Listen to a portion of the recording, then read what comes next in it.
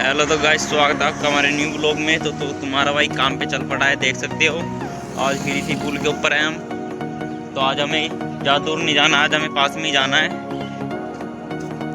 तो चलते हैं गाइस, आगे देखते हैं क्या होगा। इस आज हम दूसरी गोचरान में आए थे। वो देख सकते हो उधर, वो मेरा घर है उस साइड, नहर के उस तरफ।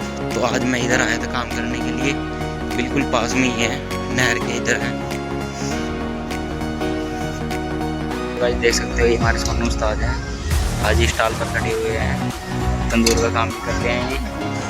ये हमारा फ्रेंड चौमिन बना रहा है, वो तंदूरी है वहाँ पर खड़ा है।